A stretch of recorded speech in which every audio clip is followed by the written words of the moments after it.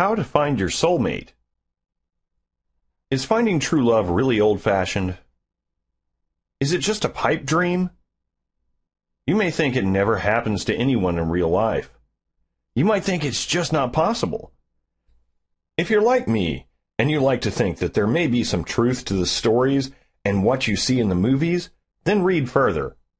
Finding that person you'd consider your soulmate can happen, and it's a lot easier than you think. There are some simple things you can do to increase your chances of finding that person meant for you. Because remember, they're also looking for you too, and that's a good start.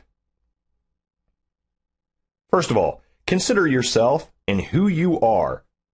Finding someone who complements you perfectly, a soulmate, means you have to know a lot about who you are and accept who you are. Most of this comes with life experience and maturity. Maturity also brings acceptance of others. Take time when you're young to discover more about yourself and who you really are. Forcing the soulmate issue will only bring disappointment and bitterness, creating a negatively skewed view of the world and of others, completely closing your heart to the possibility of finding a soulmate. Do you like me just the way I am?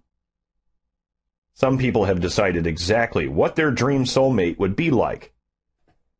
They make this amount of money, have a certain job occupation, and want to have this many kids. These people suffer the most in life. They are so inflexible that if Cupid shot them between the eyes, they still wouldn't see the love right in front of them. It may be that special lady that always greets you in your apartment entrance. Don't look for love by occupation or social status. Not only is it shallow, but you might not find them. Even worse, it may not be what you expected, and your dreams are shattered. Learn to accept others and who they are. This goes not only for potential soulmates, but also for friends and family. It's natural to dislike others for whatever reason, but accepting their differences and loving them anyway, maybe even for those differences, will greatly open your heart. No one will ever be perfect, but that's what makes life what it is. For example, think of people this way: it doesn't matter what they've done. It's who they are. Love them for who they are. Good people do bad things all of the time. Accepting this will soften your heart and prepare you for a soulmate to enter your life. Don't force the issue. Your life shouldn't revolve around finding a soulmate. It's true, it'll happen when you least expect it. When you live your life fully, someone will come along. They always do. This will happen when you're engaged in something that you love, and that person will be doing the same. Something so powerful is a good way to start that road to finding that soulmate. Common interests aren't what keep relationships together, but they do spark them. You don't have to look for love, since it is as commonplace as stars in the sky. However, when you look for love, you get lost in the dizzying array of choices. You become confused and lose track of good things. For example, I know an older woman who has great expectations, but everywhere she looks, there is no one suitable. Is it a lack of good men, or is it her attitude? What if her expectations are not realistic to demand of ordinary human beings? Relationships are different than what you might initially expect of a soulmate. There is a lot of maintenance involved. It has to be constantly renewed.